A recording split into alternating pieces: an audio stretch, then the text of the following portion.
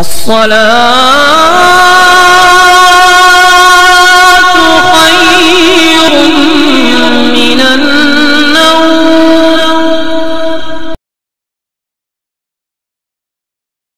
وہ ان کے لیے صحیح ہے، ہمارے لیے تو کیا ہوگا؟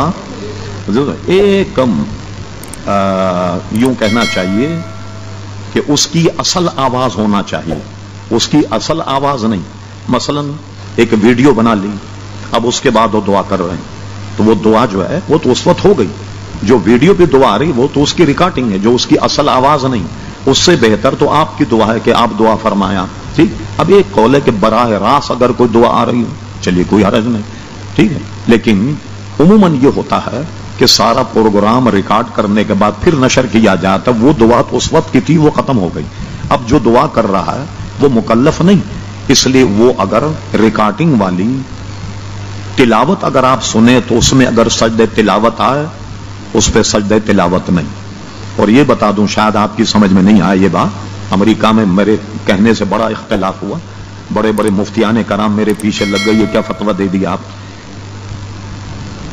یہ جو ریکارڈنگ والی تلاوت ہے اس کے تلاوت کے سننے پر بھی ثواب نہیں. یہ بھی سننے آپ لوگ بہت کہتے ہیں ہم جاتے وقت ایک پارا بجا دیتے ہیں، آتے وقت ایک پارا بجا دیتے ہیں، 2 پارے ہو گئے، پڑھنے کی زحمت نہیں. آسانی ہو گئی نا، پڑھنے کی بھی زحمت نہیں. اب سنیے، جب میں نے ان سے یہ سوال کیا تو مطمئن ہوئے لوگ. میں نے کہا آپ اگر قرآن خوانی کرانا چاہتے ہیں اور آپ نے 30 ٹیپ ریکارڈ لگا دیے گھر میں اور ایک ایک پارا سب میں لگا دیے، ایک ایک کیسے، ٹھیک ہے صاحب، پورے 30 پارے کی تلاوت ہو گئی. اب اپنی اماں کو سالے ثواب کر دیں، 30 پاروں کا کریں گے. اب ان کی سمجھ میں آیا کہاں بات تو یہ بالکل صحیح. تو میں نے کہا قرآن خوانی کا آسان طریقہ یہ ہے کہ 30 پارے بجا دیں آپ، 30 ٹیپ ریکارڈ رکھ کر یا 15 رکھ کے ایک ایک پارا اس میں لگا دیجیے آپ، تو کیا قرآن خوانی ہو جائے. آدمی آسانی تلاش کرتا ہے، اور ہم جیسا آدمی کا تو کہتے ہیں مولانا جو ہے وہ سخت دین لے کر کے آئے وغیرہ وغیرہ. اس لیے باہر والوں نے کیا حل نکالا آپ کو تعجب ہوگا. دبئی، عرب امارات اور سعودی عرب میں بھی، یہاں ہمارے یہاں میمنوں میں بڑی آسانی، ایک ٹائم مقرر ہے کہ 8:30 سے 9:30 بجے قرآن خوانی ہو. ٹھیک ہے صاحب، 10 منٹ پہلے جتنا جس نے پڑھا آیت پر ختم کر کے پارے لے لیے جاتے ہیں. جتنا بھی قرآن مجید پڑھا اس کا اصالہ ثواب کر دیا جاتا. کسی نے آدھا پڑھا، کسی نے پاؤ پڑھا، کسی نے پونا پڑھا. ٹھیک، جتنا بھی پڑھا بس ہو گیا اتنا ثواب. ٹھیک، اچھا اب دوسروں کا سنیے.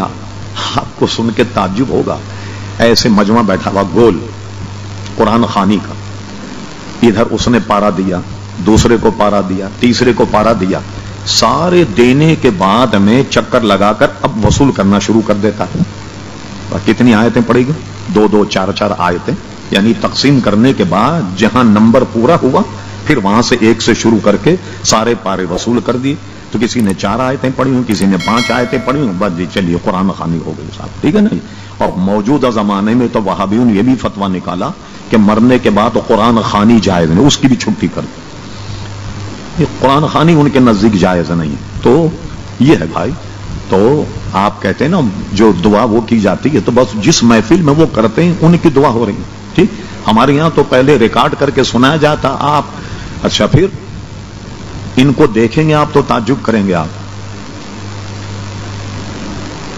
اسٹوڈیو میں آپ بیٹھ جائیے، یہ جو بڑے بڑے دنیا دار علماء بیٹھے ہوئے ہیں اور غیر مولوی دعا کریں، اور جیسے ایکٹنگ ہوتی ہے نا، رو رہے ہوں گے، اس کے بعد آپ دیکھیں بالکل ٹھیک ٹھاک، نہ کمبختوں کے آنکھوں میں آنسو ہے، نہ چہرے پہ کوئی تغیر ہے. یہ ایک ڈرامائی حساب کتاب ہے. پھر وہی دعا ختم کر کے لوگوں سے پوچھتے پرفارمنس کیسی رہی؟ صحیح رہی؟ کارکردگی کیسی رہی؟ نہیں صحیح. اب یہ دعا ہے جو دل سے کر رہے ہیں، کیا ہے؟ اور فرمائیے اب آپ، تو یہ ایک تماشا ہے. یہ ٹی وی والوں کا بھی آپ کیا سمجھ رہے ہیں کہ اسلام پھیلانا ان کا مراد؟ مثلا میں یہ ARY یہ والے، یہ میرے جاننے والے، ان کے ابا میرے جاننے والے تھے، یعقوب گاندھی ان کا نام تھا، خون مسجد کے ہمارے نمازی، یہ سب بچے تھے، عبدالرؤف اور اقبال وغیرہ وغیرہ، ان کو میں جانتا ہوں. یہ جب یہاں یہ آنے لگا نا ذاکر نائک اور ڈاکٹر اسرار، تو میں ان کے گھر گیا.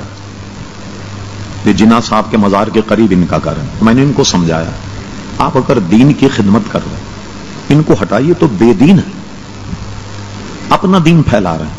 اب دیندار لوگوں کو لائیں. مجھ سے انہوں نے نام مانگے کہ بتائیے صاحب ان کے کیسے ہم کافی ہم ردیف کوئی ہیں. میں نے نام بھی دیا میں نے کہیں بلائی. میں نے یوسٹن میں ایک لبنانی ہے اس کا نام دیا. میں نے کہا اس کو بلائیے آپ ذاکر نائک کی جگہ. آپ دیکھیں عربی اس کی مادری زبان ہے، انگریزی مادری زبان ہے. آپ اس کو بلا کر کے کریں ٹھہرام ہوٹل میں اس کو پروگرام کرائیے 15 دن رکھ کر کے ریکارڈ کرائیے. اور ہمیں نام دی ان کو کہنے آپ کیوں نہیں آتے آپ بھی آئیں. تو پھر میں نے ان سے پوچھا یہ بتائیے آپ کہ میں آپ کے ٹی وی پر آؤں. اب بول تو میں جاتا ہی نہیں کہیں اور اپنے ٹیلی فون پہ کہتا ہوں کوئی مسئلہ پوچھنا ہو آپ ٹیلی فون پہ میں موجود ہوں گا. آپ مجھ سے اپنا نقطہ نظر معلوم کر لیں میں دستیاب رہوں گا اور میں ٹیلی فون پہ دے دیتا ہوں. تو میں نے کہا میں پردے پر تقریر کر رہا ہوں. خواتین کو پردہ ضروری ہے، نقاب ڈال کر ہی نکلیں، پردہ بہت ضروری ہے سب. آپ کہیں ہم یہاں ایک بریک لیتے ہیں اور بریک لینے کے بعد ایک عورت آئی شوں کر کے اس نے بال پھیلائے. پتا چلا کہ شیمپو کا ایڈورٹائز چل رہا. تو کیا بنا میری تقریر کا؟ آئی کوئی تقریر میں کیا ہے؟ تو آپ کا مقصد دین ہے، آپ کا مطلب اسلام، آپ کا مطلب تو پیسہ بٹورنا ہے بھائی. یہ تو دینداروں کو لا کر کیا ایڈورٹائز کرتے ہیں، خوب ایڈورٹائز چلاتے ہیں، پیسہ لیتے ہیں. آپ دیکھ لیں کتنے کتنے بےہود اشتہارات آپ دیکھ لیں کیا ان کا اور دینی پروگرام چل رہا. حیرت کی بات تو یہ مجھے اس پہ حیرت ہوتی ہے کہ بڑے بڑے علماء اور مفتی ہیں پروگرام چلانے والی خاتون بے پردہ ان سے سوالات کر رہی، مولانا بھی جواب دے رہے ہیں. تو یہ ایک ان کا مطلب خود دینداری نہیں ہے بھائی. تو اس لیے ان سب چیزوں سے پرہیز کیا جائے.